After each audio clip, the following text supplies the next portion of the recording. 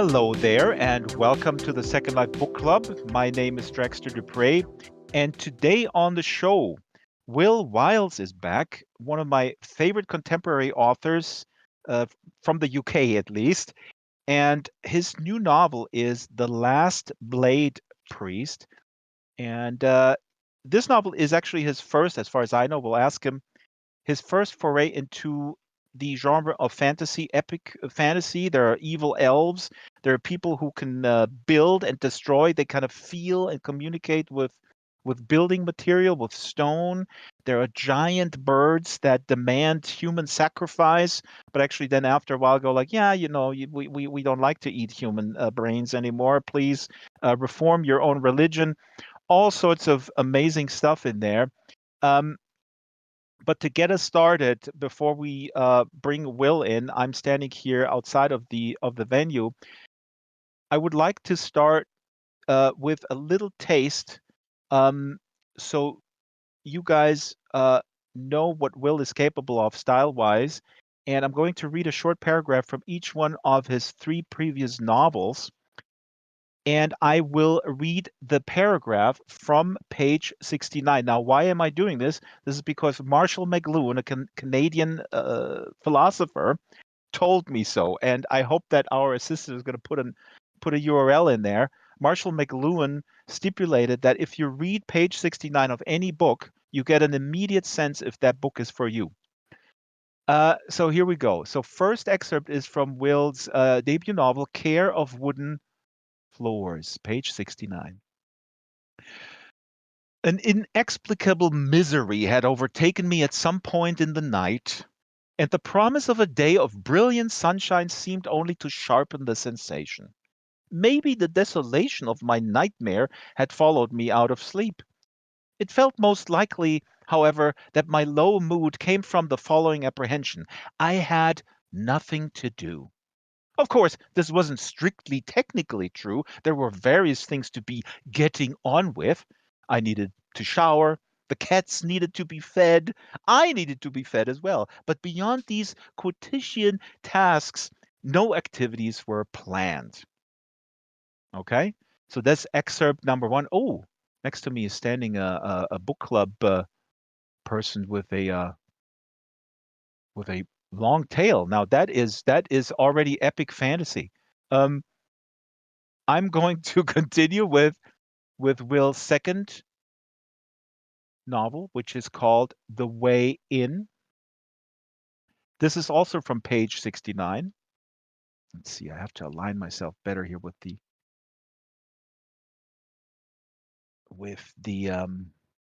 book so I can read. Here we go. Need to get new glasses. Here's from The Way In. In previous times, I could have contented myself with anonymity.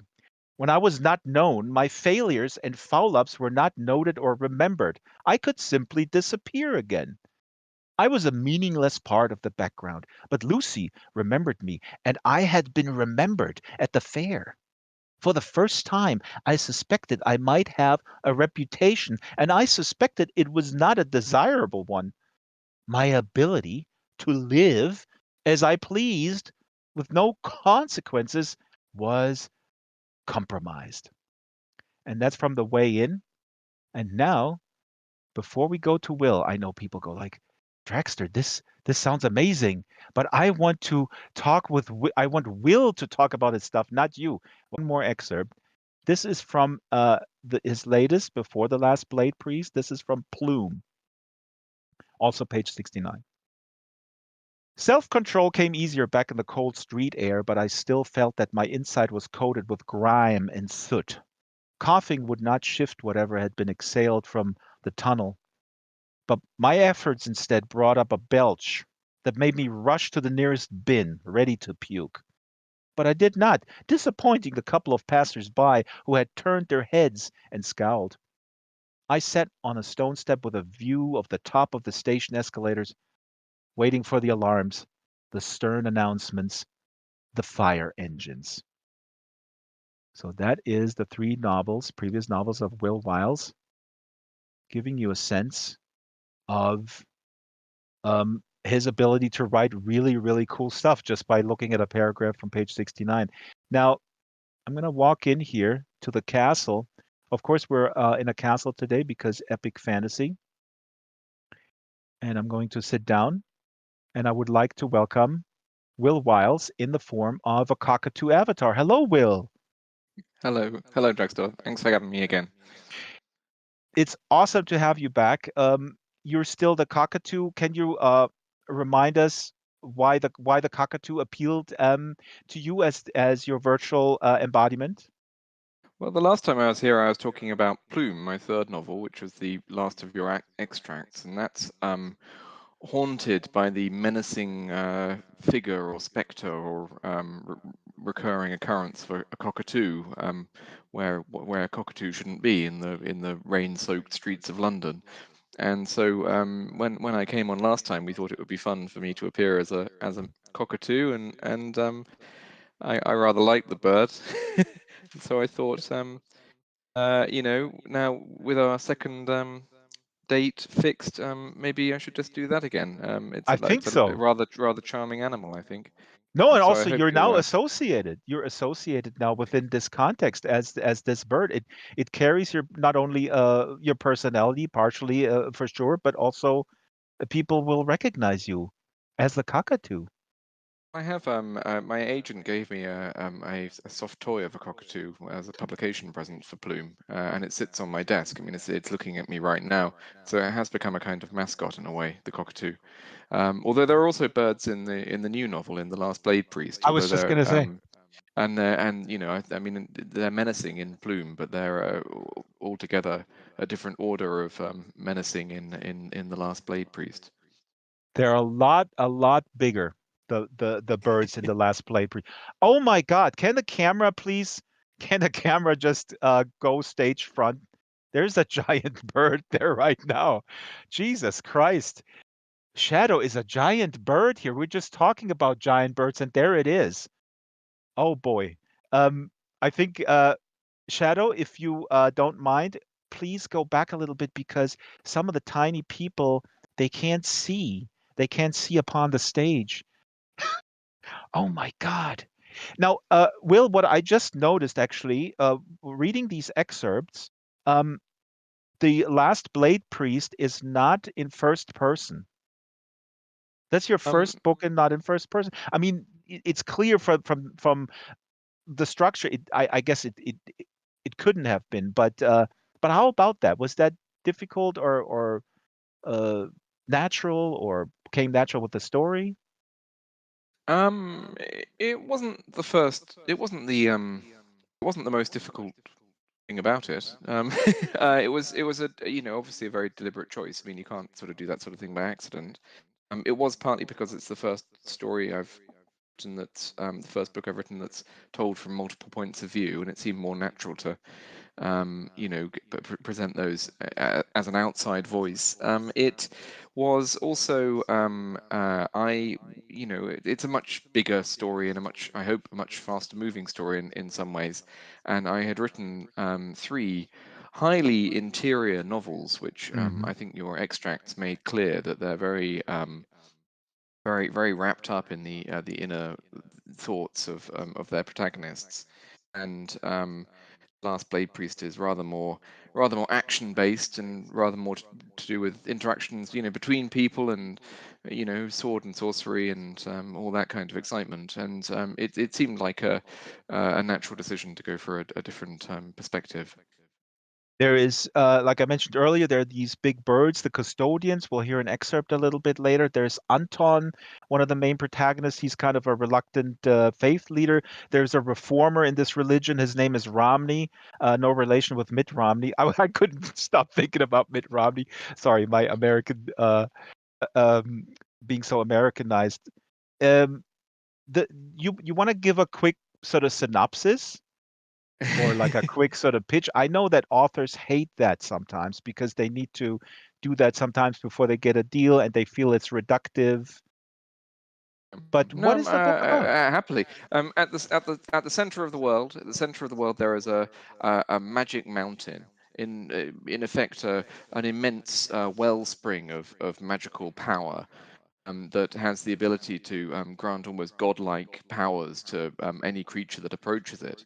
And this is what's made the custodians into the custodians, from simple mountain vultures into these fairly horrifying godlike creatures.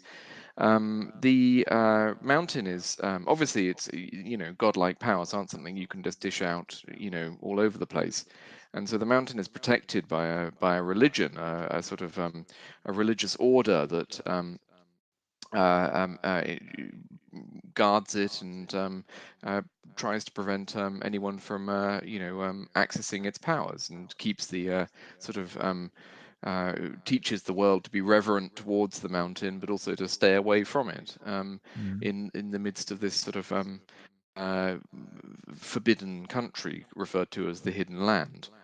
But this religion has been going for a long time, and it is decaying. Its leadership is rather decrepit. It's losing sight of its core ideals. It has this deep sense of decadence and decay, and And its also leadership. these old rituals, like I mentioned before, I mean, like these rituals that where you have to actually sacrifice human beings.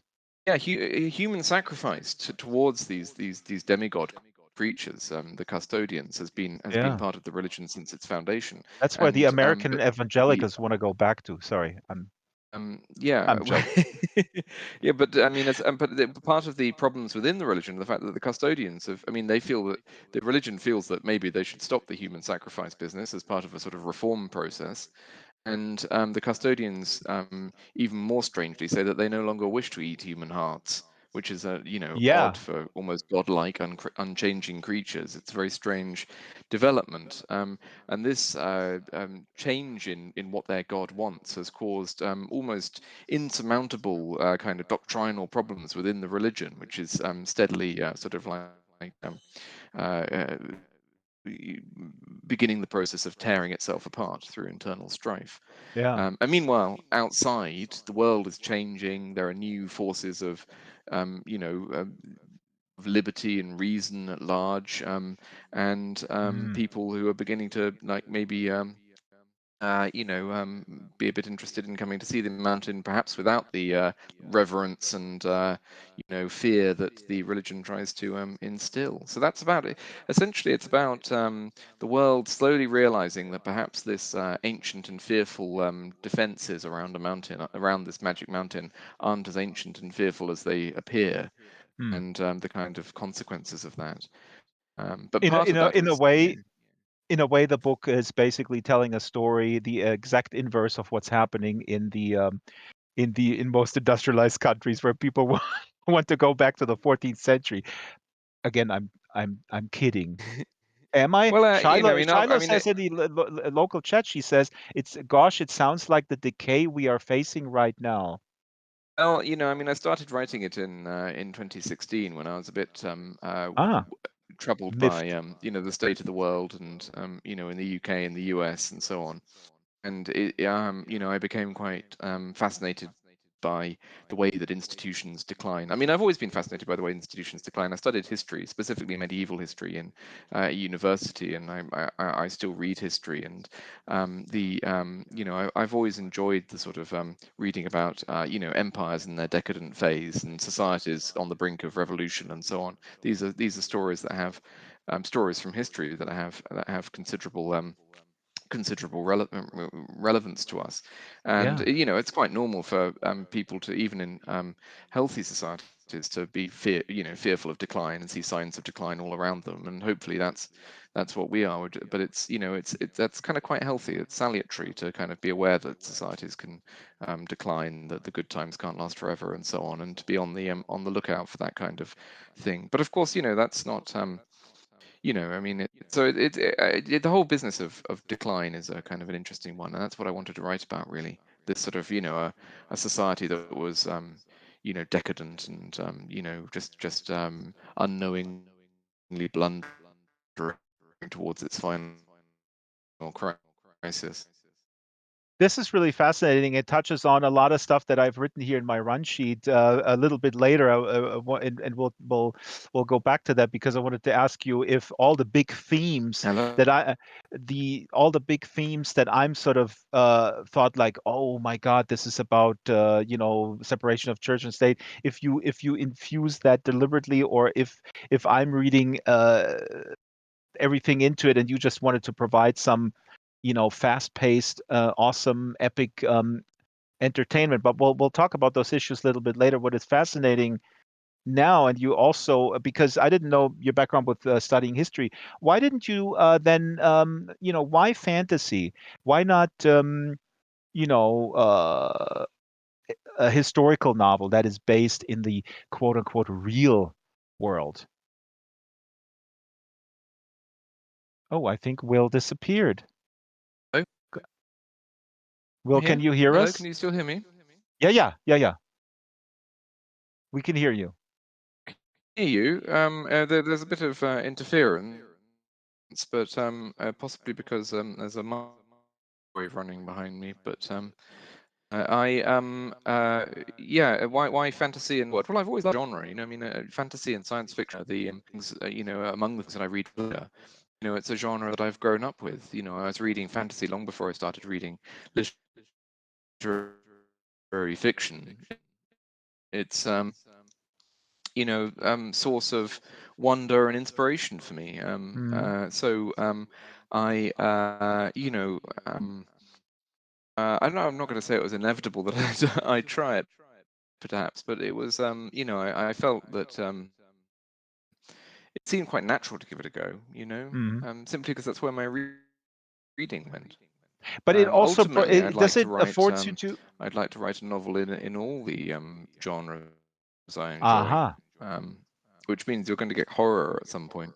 So you're ticking off the genres. But this is fascinating. So, I mean, I would imagine that the fantasy genre also affords you or allows you to be maybe a little bit crazier with the ideas or whatever. But I'm wondering specifically why not do a historical fiction novel? That stuff is super popular.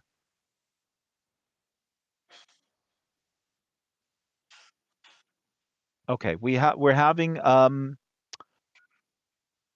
some voice issues, and well, that's because Boris Johnson has killed the internet in the UK at least. He tried elsewhere, but he didn't succeed.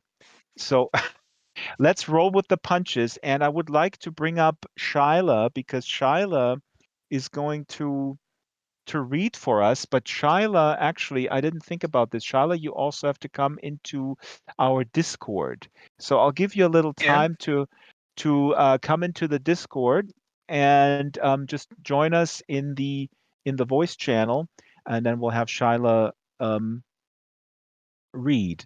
Let's see if Will Sorry, no, is I'm back. here. Can you hear Oh, me? Will is back. Okay. Yeah, no, Yes. I'm sorry. I could hear you, but I think it's possible that there was some interference caused by a microwave running behind me, bizarrely. Oh, Yeah, but I heard your question about historical fiction. yeah. That's also something I enjoy reading and I'd like to write. It did feel quite, this wasn't the right venue for uh, um, the story I wanted to tell here. I wanted to have, full free reign of the imagination, and that's not something you can quite do in historical fiction. It's a different kind of storytelling. Obviously, all fiction, is full of the imagination, is driven by the imagination. But I wanted to do something fantastical. That's what I wanted, and that's, I think, been a thread running through a lot of my books. That It's is all what I've I always been. Sorry, carry on. that's what I thought. I mean, this is the freedom is just unsurpassed. And another aspect actually of the book, and we'll get into this too, is with the building and destroying. I mean, those kind of is I guess it's a staple of fantasy too, right? The I don't know if it's good or evil, but you put a really cool twist on the whole building thing and what it means to be a builder, and there is kind of a connection to virtual world as well. But before we get into that, I would say now that the voice is okay, let's read a little bit. You prepared an excerpt, um, and that is where we actually get introduced to to one of the builders, Enar. Yes. Yeah. It's a extra excerpt from early on in the book, where Einar the Builder has encountered some emissaries from the League, a sort of confederacy of cities that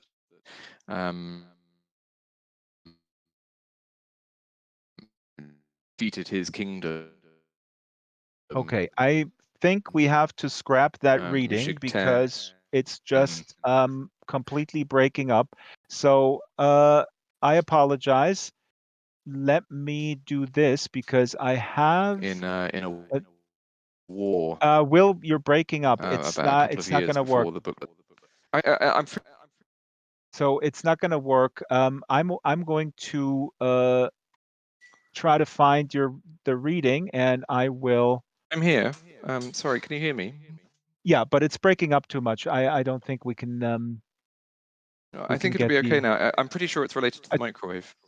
Sorry to hang 1 second. All right. If you're just tuning in, this is the Second Life Book Club with Will Wiles. And can the camera cam around a little bit and show us some of the folks that are here today?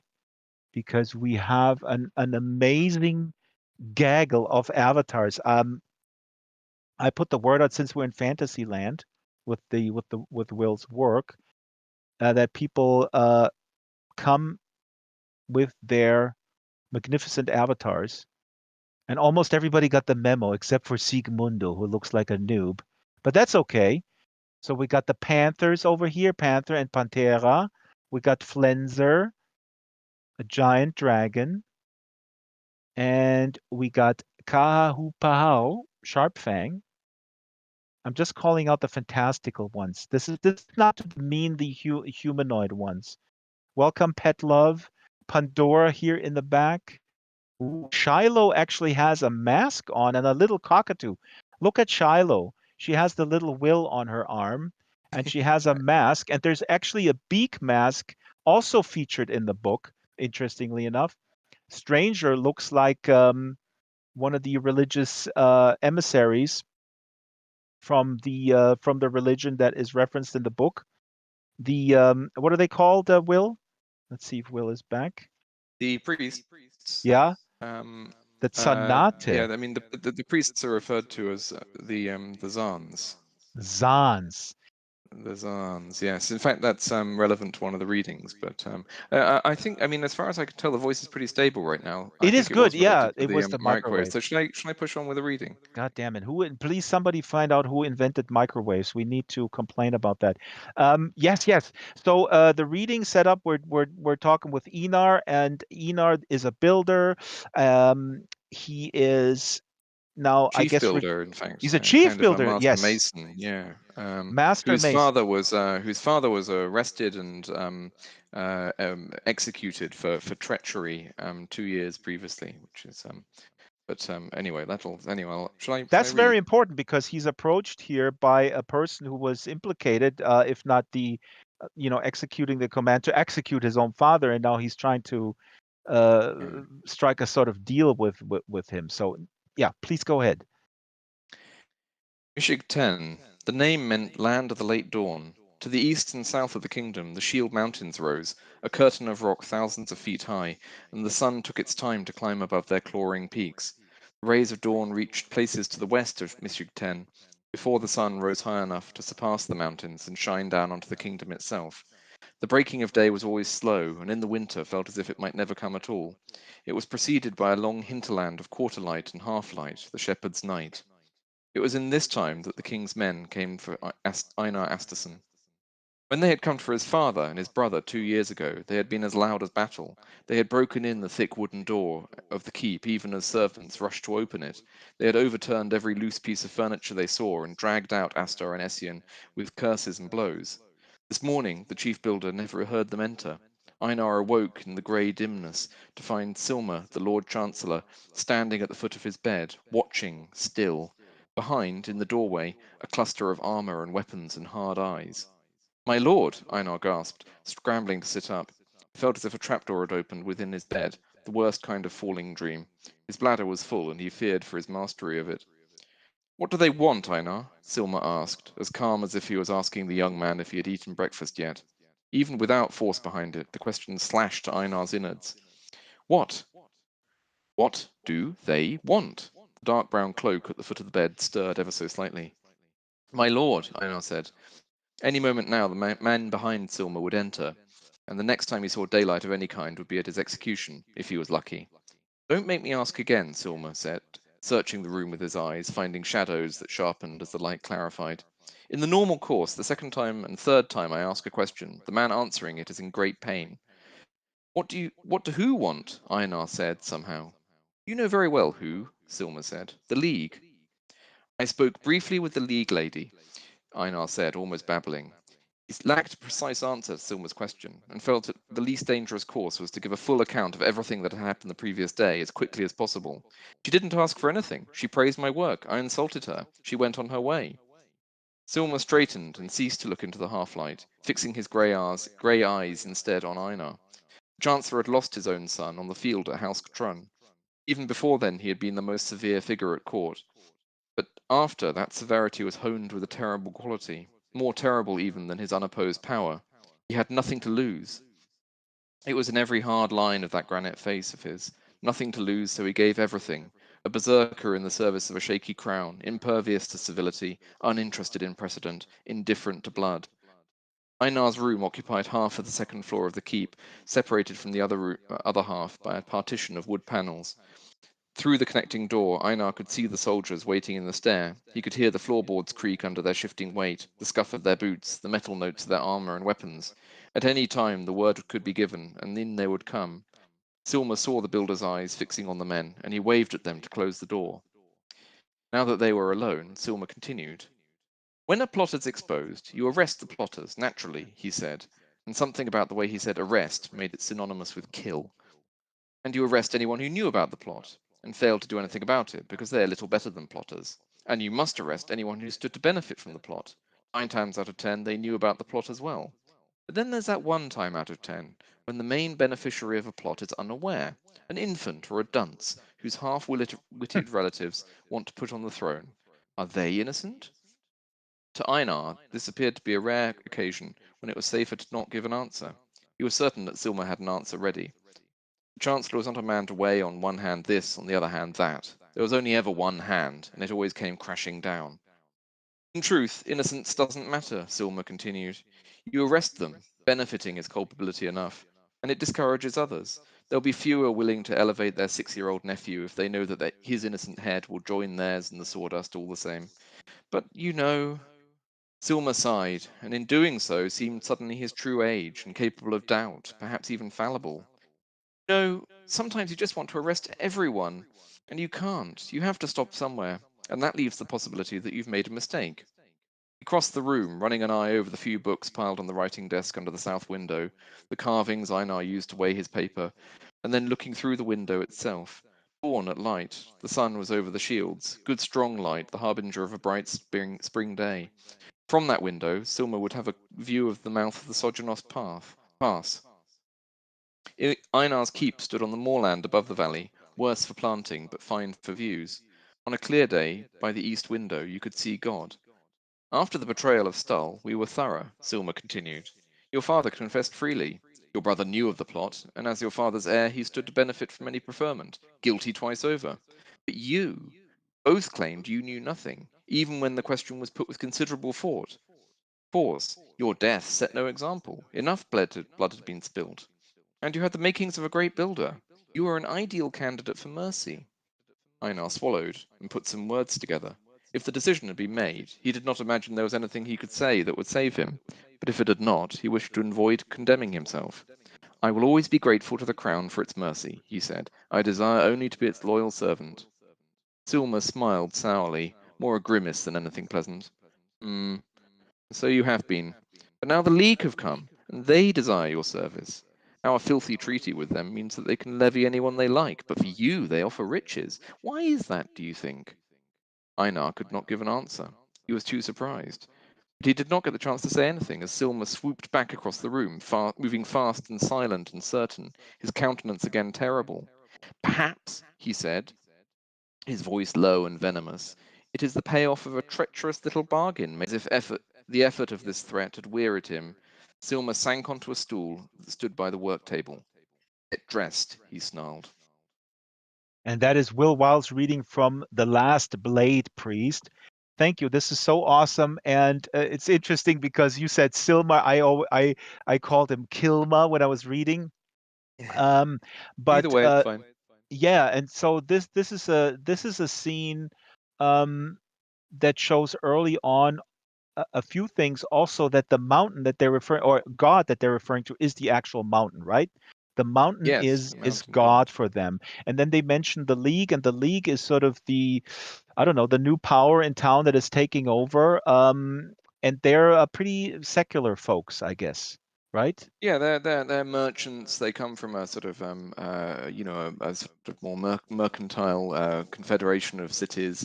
They were never natural worshippers of the mountain. They were conquered by the mountain worshipping empire that once dominated the world. And then as that empire retreated, they've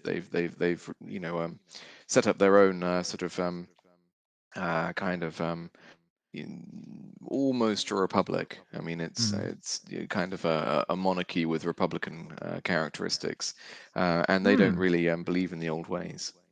Hmm. They're more about liberty and reason. Also they imagine themselves. Or so they imagine themselves, all reason and no spirituality. I find this so cool, this concept with the mountain.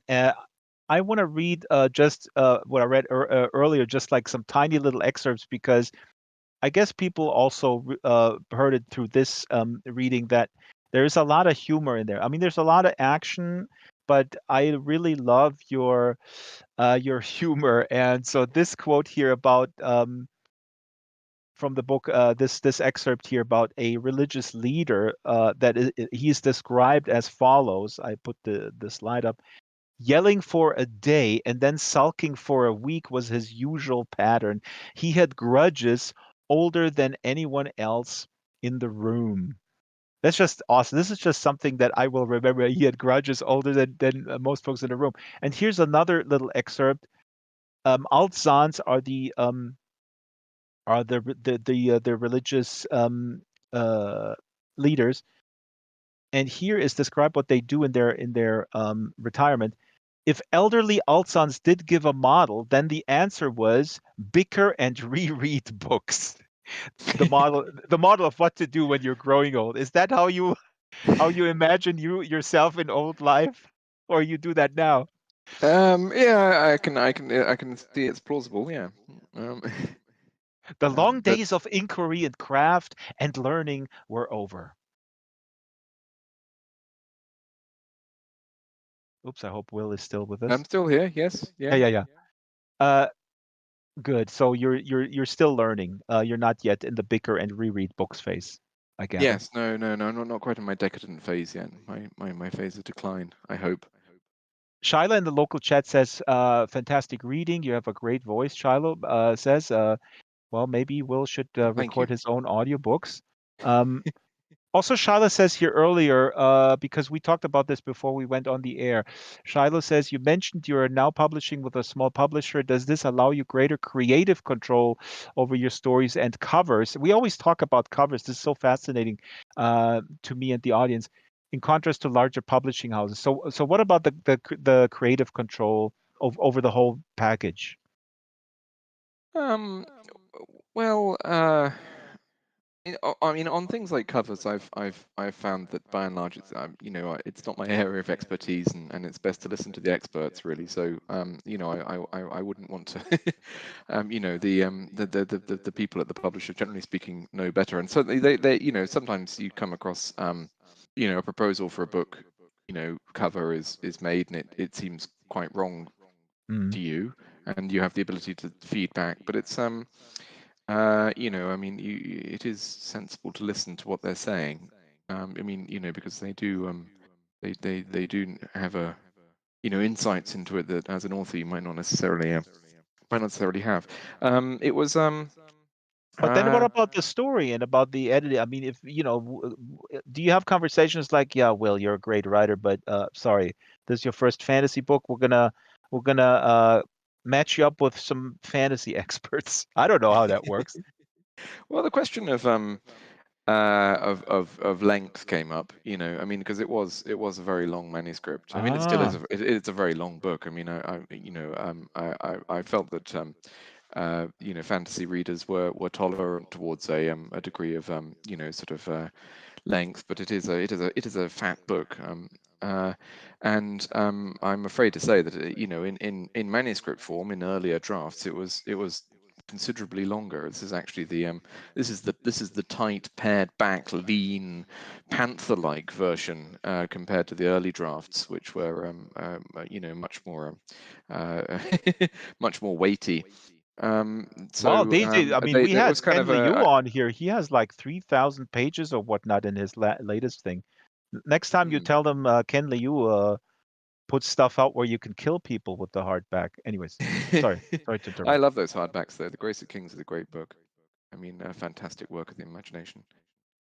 But yeah, no. So I mean, that's not a really, that's a sort of technical question rather than a creative question. I think the Yeah, writer has, I think, veto power over most creative issues, and publishers have so many books to choose from. They're not going to they're not really going to get into bed with you at all if they if they disagree with something really fundamental in the right. creative approach you've taken. Um, there are insights that they can give into things that could be improved, which I find often very worthwhile listening to. And they nearly always have a list of jokes they think you should take out, and that's again Ah, that is interesting. So there were, oh, see, uh, this is what people do with DVD extras, Will. I would pay for the jokes that they your put precious out little. yeah. You go along as a writer, putting in jokes and chortling to yourself, thinking, "Oh, that's very good," and then your editor says this isn't funny, and you think, "Okay," and you take it out again. So Petlov says here in the local chat, um, she says the literary B-roll, um, yeah, yeah. Well, L-roll. it's Mhm. the classic cope mechanism for the writer who's making big cuts is to open up a document and not actually cut stuff, but like cut and paste it into the other document. And you call the document something like for later or whatever, Mhm. So you think, oh, I can reuse that material somewhere else. And that's Mhm. just a coping mechanism. You're probably never going to look at that again, but it doesn't feel quite as final and brutal as pressing delete. I heard that what sitcom writers do, they put a lot of stuff, extra stuff in that they don't like, and when the executive, just when for meetings with executives who have absolutely no, creative sensibilities, and then they would point out something, and then the writer would say, "Oh yeah, sure, I can cut this," but they just put something really crappy in that is very easy to detect for people who don't even know what they're talking about. That's a good trick too. I mean, for a different that's a very different task to write for a sitcom because so many Um, other cooks in the kitchen there, I guess. Um, yeah, it's well, I wouldn't dream of it. I mean, they that's there's enough naturally occurring crap anyway, I'm sure, in an early draft. You don't have to put extra in. I want to look through the a lot of chat comments here. Can you share a joke which didn't make the final cut? Says Shyla. I mean, that would be cool if you want. Also, before I forget, Shadow, we talked about microwaves, and Shadow actually put something in here because, I mean, this is also educational programming, not only about books. Shadow says the microwave was invented accidentally in 1945 by a self-taught engineer named Percy Spencer, who was leading a radar project for the defense giant Raytheon. While testing a new vacuum tube called a magnetron, he discovered that a chocolate bar in his pocket had melted from the heat. Now, I mean, thank you, Shadow. And please acknowledge, folks, that this is very, very deep educational programming, not only in the literary field, but also all this extra stuff. Isn't that amazing, Will? What we're learning here. Well, yeah, it is amazing. It reminds me actually of a story about a radio telescope that believed it was picking up some sort of mysterious transmission from the stars, some sort of pattern of interference that repeated and recurred and seemed to be distinctly unnatural in origin. And it turned out to be emanating from a faulty microwave in their break room. Oh my, So, oh my um, God. um, Uh, so there. Um, Microwaves can be blamed for absolutely everything. So this is what we learned today. Now, before we go to the second reading, oh, let me see. Did I miss any comments? Please cut and paste your comments again Well, if the they. joke, your Oh, the joke. Yeah. Shiloh asked for a joke that was cut out. I can't actually remember from any from the last Blade Priest. The one that comes immediately to mind was from my second book, The Way In, Oh, where yeah. there was it's all set during a trade fair, one of these gigantic things in a convention center where there's loads of different companies exhibiting, and the protagonist encounters a man dressed in a foam mobile phone suit, and with his face sticking out of one of the squares for apps on the screen, and he says he did not look happy, um, which I thought was hilarious. I thought that was very funny, but my editor said it wasn't funny and was a very forced pun, and I think probably in retrospect he was right. So you can Oh, see that I you're see. not you're Wait a not minute. You said he doesn't look happy. he doesn't Oh, look I get happy. it. Yeah. Oh, I think So that's I mean, awesome. I don't think you're losing gold really. It was Well, just it was an irresistible pun that I felt that I had to put in, but uh, anyway, so that gives a taste of it, I guess. okay, now you can recycle this, or I'll steal it for the next warm up for the book club. Jessica asks, how difficult did you find the switch to multiple points of view? Is that sort of a structural thing that has to be planned out ahead of time? Oops, is the Um, microwave on again? No, he yeah, is. He some is. planning Uh-oh. went into it. I mean, yeah, no, you have to do some planning. Particularly in the. No, can you hear me? No, I'm Yeah, here. you're back. Hello. Yes. It was yeah. It was not how difficult it had actually in ways there were ways it felt kind of quite easy because when you're working on two fronts from two different points of view, if one of them is proving slightly heavy going, you can go and work on the other. And the way I wrote it was, in fact, to have sort of two separate documents, one for each point of view, and Mm. I combined them quite late on, sort of meshed them together. Oh, Um, I see. So the meshing comes. So then I see. You have this parallel, I and mean, then. there comes a point Mhm, where the points of view intersect. mhm, I hope I'm mhm. not giving too much away there, but I mean, they No, do no. converge. The two stories It's are two road ultimately the same movies, and then story. they kind of bump into each other. Um, Yes. yeah, and that was the point at which I merged the documents. But for the first part where I was writing it separately, I had them essentially as two different files. And so if one wasn't going very well, I could work on the other one. Aha. So that was actually quite a pleasant change, rather than ploughing the single furrow of a single point of view. Um, I suppose it was I worried constantly about making the kind of like voices or the feel of the different uh, uh, the different points of view different. That I But imagine that very and obviously challenging as if well. you've read the book, Mhm, you'll know that. Yeah, and if you've read the book, you'll know that there's a kind of structural twist built into the whole two points mhm, of view thing. But I won't give that away. mhm, Um, mhm. Jessica also says here, and I know Jessica's a regular here at the book club, and she's very, you know, picky in the best possible way when it comes to very discerning, very critical. And I guess she enjoys your books, and she says your first person point of view is sublime. Jessica says I may miss it. Is it coming back, Will, or is the Last Blade Priest now the first in a quadrilogy or whatever that's called? Um, well, I mean, I am hoping to write more novels in this world. Hmm. If they'll let me. I think at the moment it looks like I might be allowed to write at least one more, but we'll see. I've definitely not given up on the first person though. Hmm. I'm looking forward to returning to it. Actually, it's been a very pleasant holiday away from it, and it's just been delightful to try something different.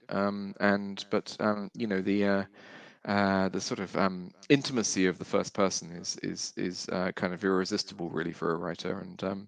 And thank you very much for the kind words about my first books. Before I get, I'm looking here at the comments, and I'm not skipping over your comments, Shadow. I'll bring him back a little bit later because we do need to end a little bit earlier than our normal time, our usual time. So I don't want to rush, but there's a few things that I do want to address.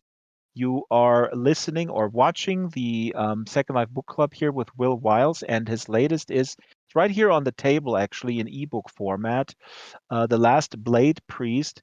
And as Will just said, maybe they allow him, hopefully, they allow him to continue. It has a really awesome cliffhanger at the very end. Last Blade Priest out since yesterday from Angry Robot Books. Now, I do want to ask you, Will, about your sense of the future of fantasy and sci-fi. I heard a fascinating interview with the managing editor of the longest running sci-fi series in Germany called Perry Roden. Nobody outside of Germany knows it because it's only in German, but it's still the biggest in the world since 1961, predates Star Trek. Uh, don't want to get too much into it. There's going to be a special show. But what was interesting about Klaus Frick, the managing editor, he says they're very successful. They're the number one selling series and all that. But he said he feels that sci-fi, in a way, has run its course in literary form, and it is from now on moving forward probably makes sense to focus on the I don't want to mince his words on the audiovisual um, realm. And I just want your opinion with it. I guess let me modify this a little bit. Klaus Frick said that the biggest competitor that they have, of course, is streaming services, series, audiovisual entertainment. And they see that in their numbers. The numbers are declining. Uh, Again, they're still number one in that segment, but they see that their biggest competitor, especially in sci-fi and fantasy, is the audiovisual realm. Xijing Liu, a writer of The Three Body Problem, one of my favorite books, very successful Chinese writer of sci-fi, has said something similar, actually more explicit. I think he said something to the effect that there is almost no use for writing sci-fi anymore because everything is happening in video games and in movies. So how do you feel about this? What's your take on the fantastical genre? Does it have a future in in written form? Well, the challenge of to uh, books to novels from film and TV and streaming services and so on affects all books, all novels, not just sci-fi and fantasy. I think. I mean, I think the genre feels pretty healthy in a lot of ways. I mean, it's become considerably more diverse in recent years to its strength with writers like Ken Liu and N.K. Jemisin and so on.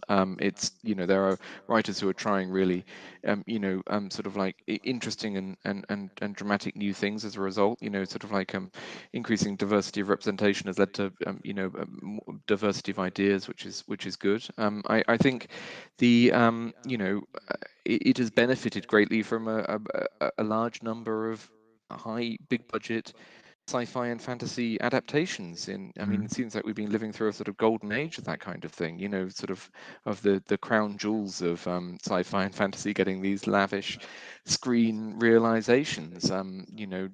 Dune and the Wheel of Time and Amazon's Lord of the Rings thing, which isn't an adaptation, but in that world, and Foundation and The Witcher, all these sort of things. Which I is bringing new audiences to the genre. So that's all reasons to be cheerful. I mean, I think there is an But the thing increasing is, the reason battle to for the attention, Mm, and I think really I think it's the phones rather than mm, streaming services. I mean, phones are very useful things, but I mean, I'm just talking about my own experience. Is that there are times when in the past I would have picked up a book for 10 minutes, whereas now I'll spend 10 minutes on Twitter or whatever, if you see what I mm. mean. And that eats into sort of like the little bits of the day I might have used in the past for reading. And that rather than the sort of streaming services, which if anything have shown that people have got tremendously long attention spans. They're able to sit through 10 hours of not particularly great stuff Yeah, at but that's times. but I would argue that that has to do with just this onslaught on all the senses, right? Because reading is much more difficult. With reading, you have to operate a muscle, and if you don't operate that, this is my take on this. If you don't operate that muscle, you will not enjoy it. It's an acquired taste, and so even a bad film. And I work in audiovisual entertainment. This is my day job, and I have conversations all the time with people. Oh, can you put some sub bass in here, or can you just heighten the violins and put that stuff in there? And it's just an onslaught of on multiple fronts to keep people in front of the screen. So it's again, sometimes the result is amazing storytelling, no question about it, but the book will and is losing in the ring against an audiovisual thing, because the audiovisual packaging just has more stuff for all the senses. I completely agree with you, by the way. On the phone, I always recommend um, put the phone in phone jail. Put it in a little box that is the jail. Put it in jail, and then designate your reading time, and put the box, into a different room. Yeah. Anyways, No, I agree, but so that's about habit forming. Reading's fundamentally a habit. absolutely. I mean, it's reinstating that pattern of reading that is the important thing is, and you can't make people want that. You can encourage it. You can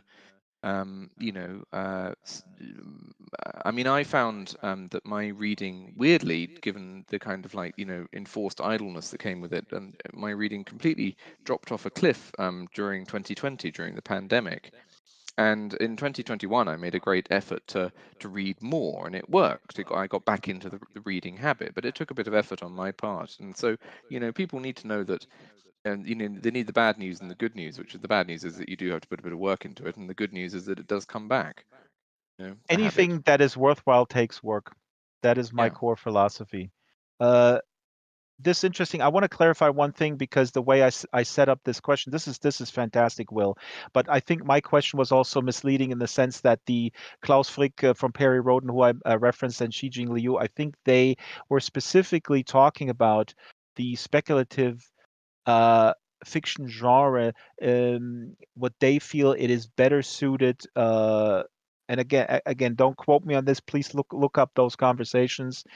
They're available online. I should have probably put a direct quote from Xi Liu in here, but the sense is that the audiovisual medium just has is better suited for that type of genre. And again, my personal opinion would be, just like Will was saying, that the attention economy is really the enemy, or the ability to just look for something and then make a decision to do that versus the other thing.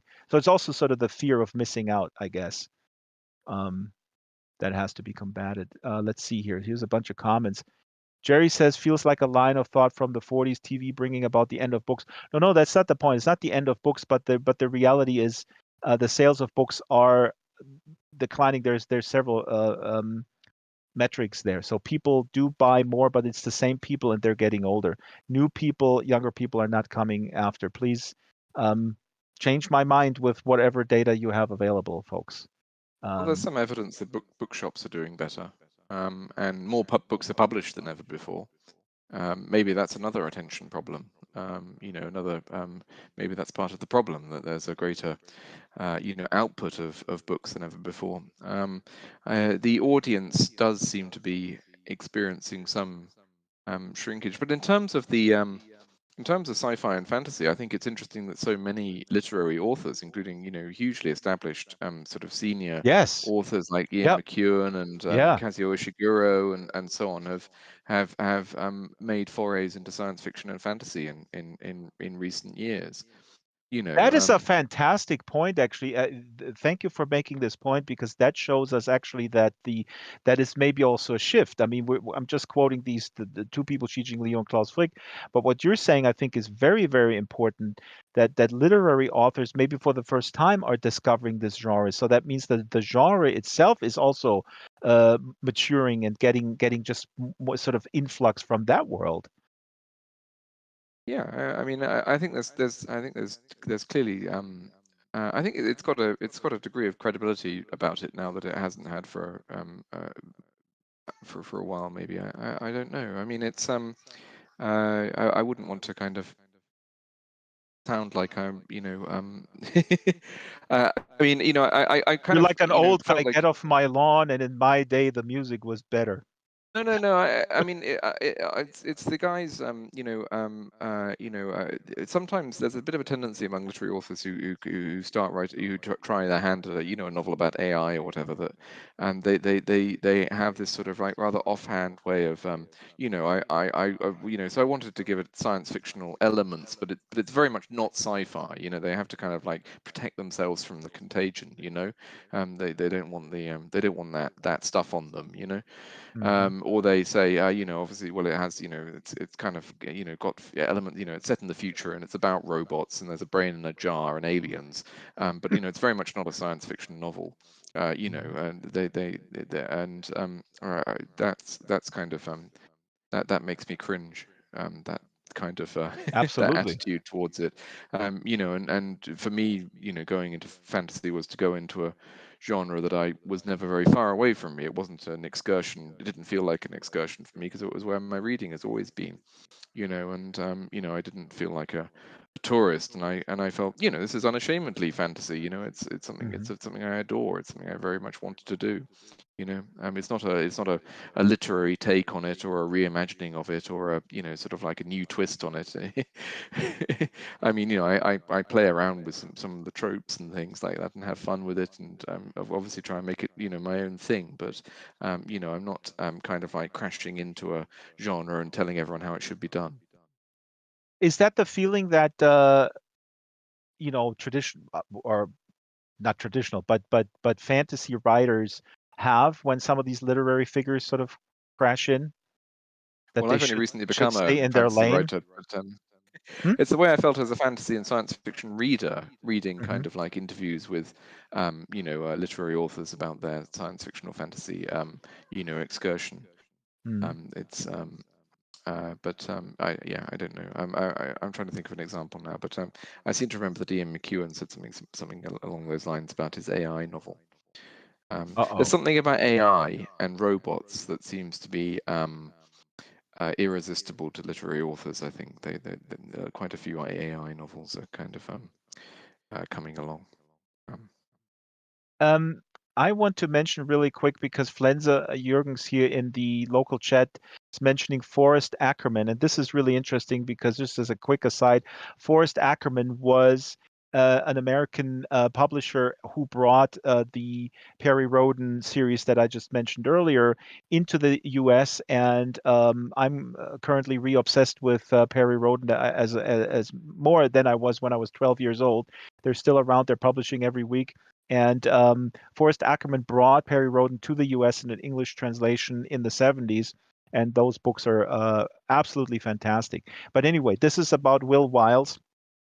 I And do the know a bit last about Perry Rhodan. I think it's a fascinating institution, Perry Rhodan. I mean, as you say, it's Will, not you well know Perry known. Rhodan? Oh my God, you're my new best friend. I don't know. I don't know very. I'm afraid I haven't read very much of it, but I'm aware of it, and I think it's fascinating.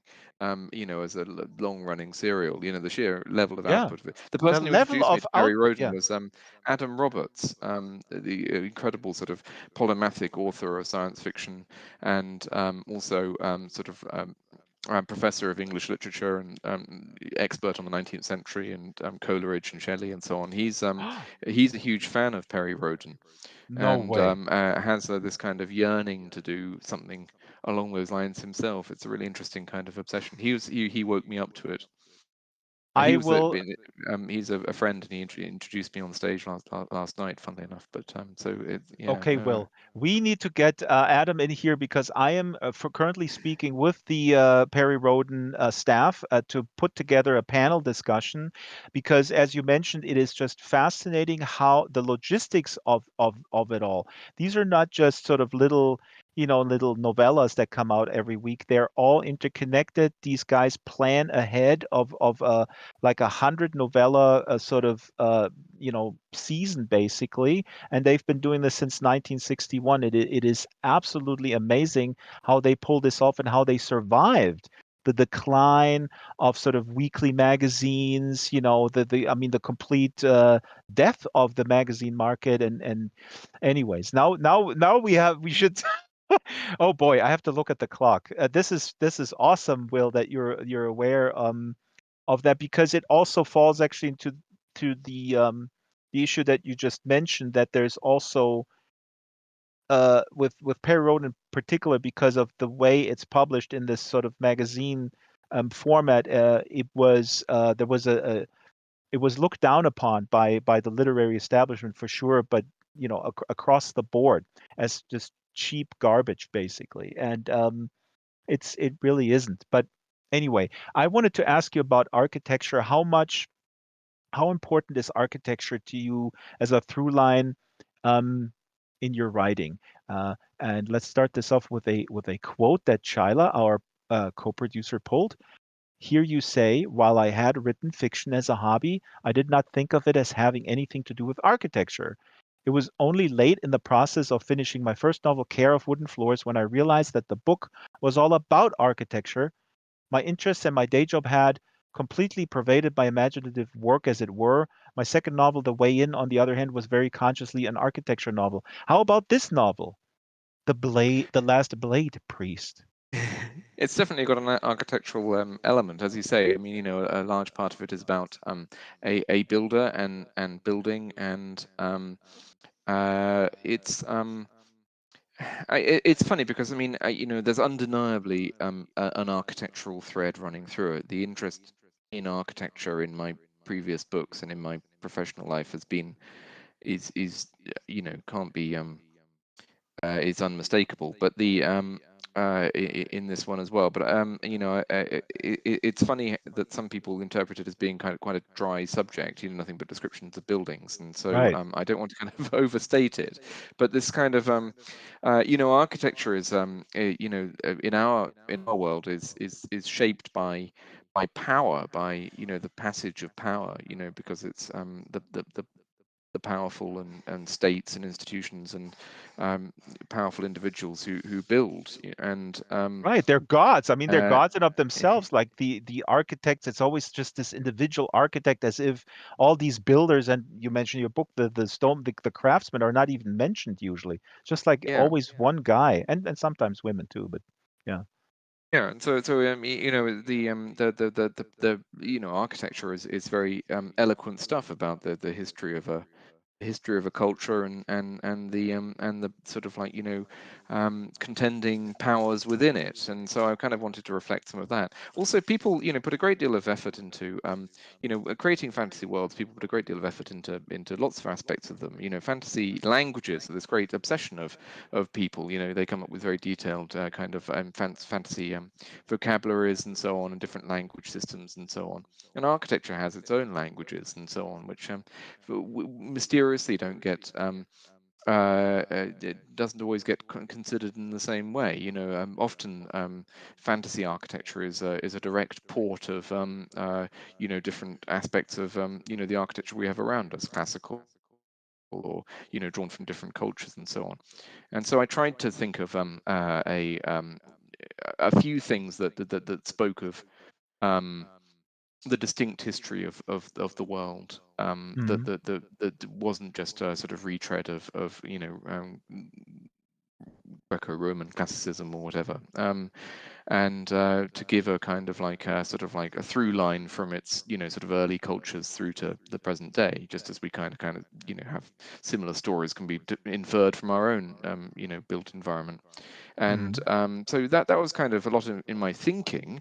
That's not the kind of detail one wants to overload onto Onto the a reader necessarily, but Yeah, and a fast-paced uh, fantasy novel with lots of action. You don't want to go into like Neil Stephenson in Snow Crash going 50 pages about the Sumerians, right? If yeah, people know although what there I'm there talking are about. some fairly yeah, I think so. I do enjoy myself, let myself go a bit in some of the environments where grand building has taken place. But a lot of it's about an empire that has risen and has since retreated, and the stamp of this empire is everywhere.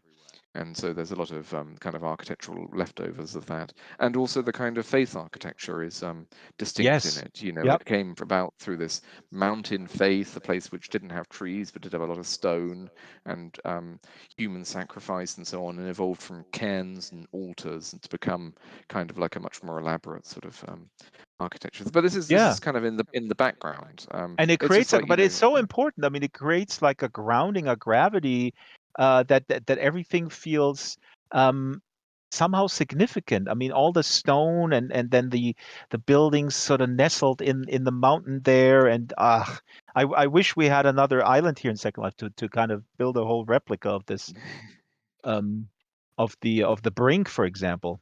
Anyways, yeah, Brink, yes, a kind of Gormenghast type thing. yeah. That's another influence on my was very much Ah. Gormenghast. The endless Somebody retrieve kind a of Gormenghast URL, please, and post it in the local chat for context. Yes. Mervyn Oh, Peake trilogy of novels that in a kind of like yep. gigantic mouldering castle. But anyway, that's a whole other subject.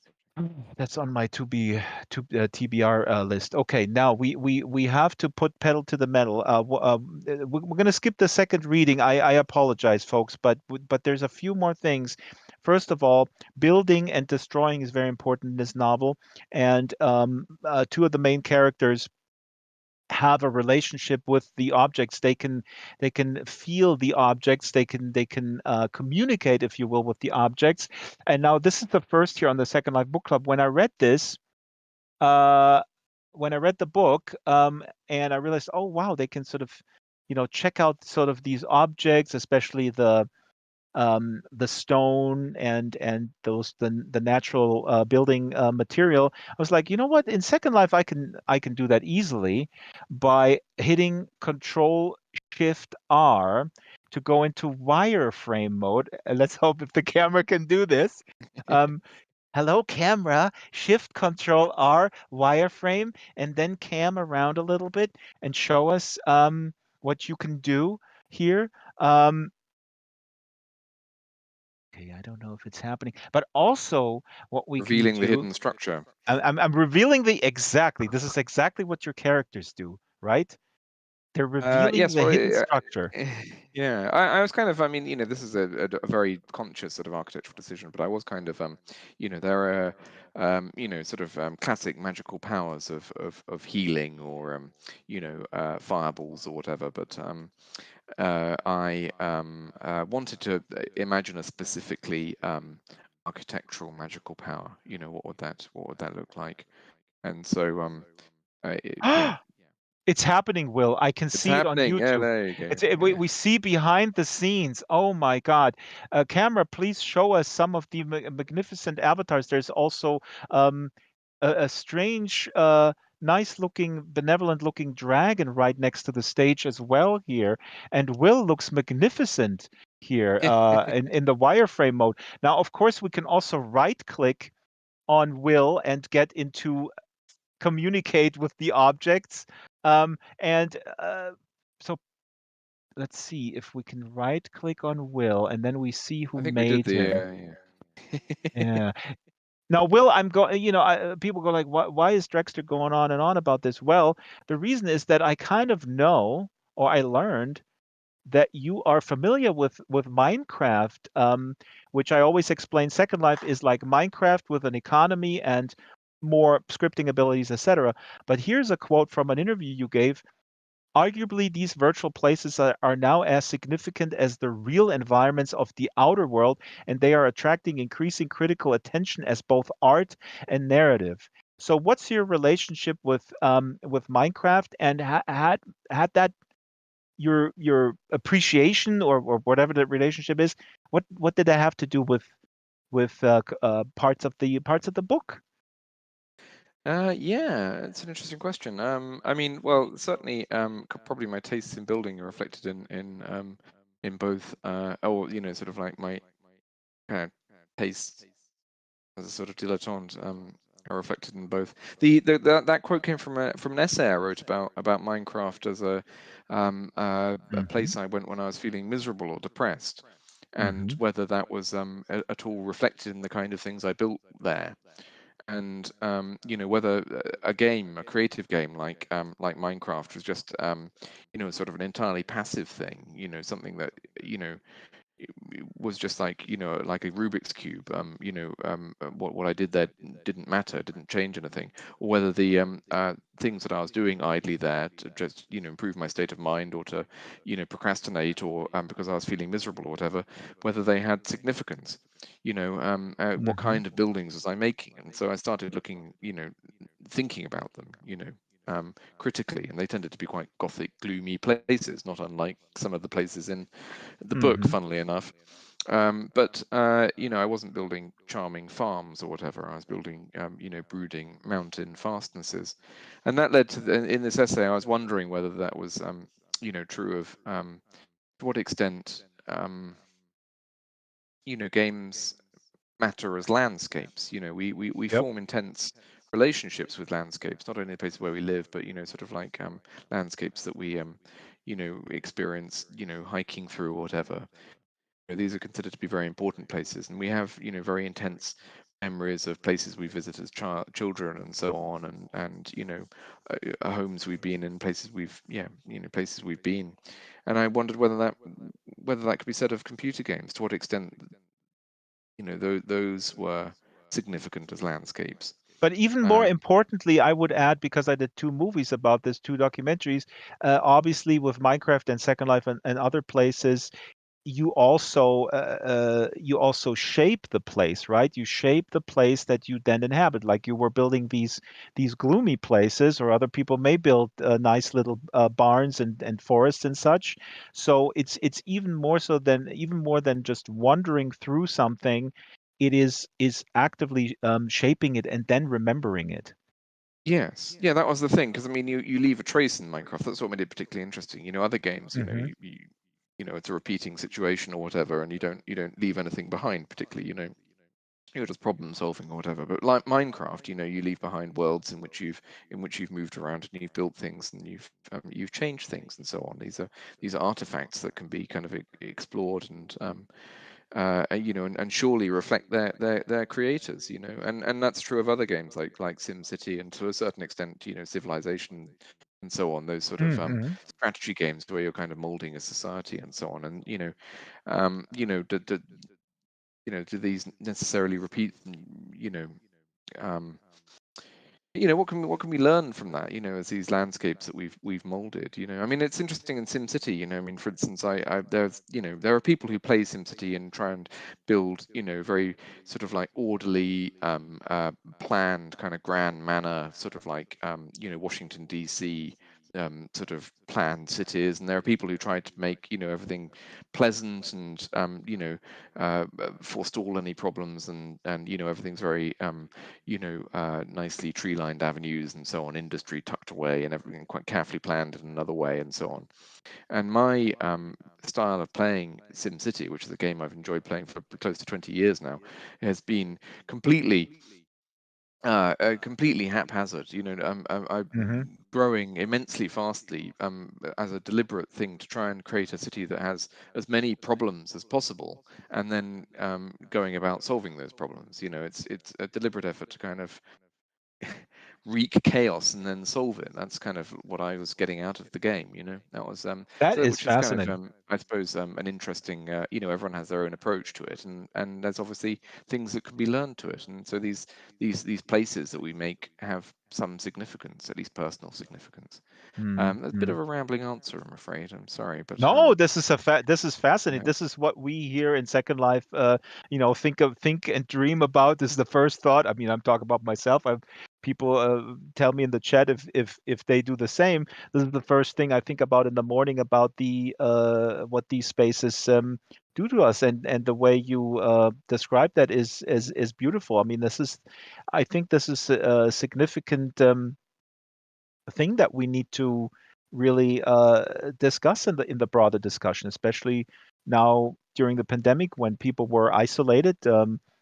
I did a documentary about that where people were talking about the only place that they had were basically computer games, or virtual worlds, where they could wander freely, let the mind wander, and also again shape. And what you're talking about, your sort of haphazard way of creating a city, the interesting thing for me was that this is what attracted me to Second Life in the first place. When I came in and I saw just people building their homes, and it was complete chaos, and some people were absolutely unskilled, and I was like, wow, this is fascinating. And a lot of my friends who I talked about, you got to come into Second Life, they were looking at that and they say, no, no. These are just crazy people who can't build. I want something very, very streamlined for my digital entertainment. So that's a difference in preference. Somebody says, oh, Pantera tried to build a huge medieval city in Age of Empires once, but computer player had enough of my meddling and resigned from the session. Aha. Yeah. Now Right. we are getting close to the end here. Uh, Will, this again, the book is fantastic. A lot of big themes. And now I guess we know that you are playing with those themes and they're not accidentally there, or me interpreting too much into entertainment fare. All these issues of a war to end all wars versus maybe more diplomacy, religion, a big theme. The role of religion as on the one hand maybe a way to manipulate populations, and on the other a force for good, and for people doing kind and good things. um, Meritocracy, I think, is the myth of meritocracy. I think is a big favorite theme of yours. Will, am I right? Kind of. Um, well, yeah, I don't know. Pass. I don't know. It certainly comes up in the Last Blade Priest. They But weren't able to cut that one out, like the jokes in the way in, I guess. there's well, I mean, the merits in the league do have some merit. They've been Hmm. been, they're fairly capable figures, but there it is evidently possible to game the system somewhat. Hmm. All right, then I would, I guess we'll end it here because I have a hard stop filming at the bottom of the hour. Will, this was absolutely fantastic. You already kind of said that what is next, hopefully, a continuation of this story. Um, any other things in the oven? A first person thing? Yes. For the first person fans? I'm still yeah. I'm still zeroing in on there's a literary novel I've been trying to write, and it has it is a kind of in a similar vein to my first three books. Although it possibly won't be first person simply because that would entail some structural problems to do with spoilers. But it will give too much away to be too interior right away.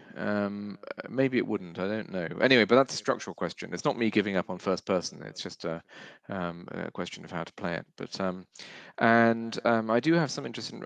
I've been researching for years the background of a historical novel Aha. about uh, again, not too far removed from earlier themes, because it would be about London, but Hmm. that's kind of in the background. These are quite a way off being ready to talk about, though, Hmm. and I hope another book in this in the same world as The Last Blade Priest. I actually, I apologize for asking that question because I hate it when I'm being asked when I just have something new out and I want to talk about that and I want to kind of enjoy that this is out now and maybe want to take a little break as well from the grind like the Perry Roden authors are under where we have to churn out stuff every week. So I apologize for asking that question. Let's remind folks that Will has just completed an awesome book, The Last Blade Priest. And thank you again, Will, for coming. Thank you, audience. It's really cool to see so many people and a lot of new people. And also, Shadow is reminding me that his avatar is a Galaxy River dragon. So if the camera can pan over Shadow, because Shadow has changed, I think, 5 times today, his um, embodiment is changing. Thank you, Will. Thank you, audience. Thank you, Kitten Duo, who is so awesome supporting the program. She's watching on YouTube. Thank you, Kitten, for the super chat. Kitten says for everyone helping with the book club. So this goes out to all the volunteers. Again, this is a volunteer-driven effort. We thank Linden Lab for um, the the tier-free land for sure. And we thank all the content creators that give us stuff like Will's Perch, for example.